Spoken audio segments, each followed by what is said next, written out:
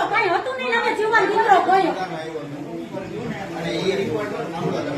આ આજુબાજુ વાળા એમ કહે છે કે તમે તમારા જૈનને પીડામાં નાખી દો પણ આ હોસ્પિટલમાં લઈ આવવામાં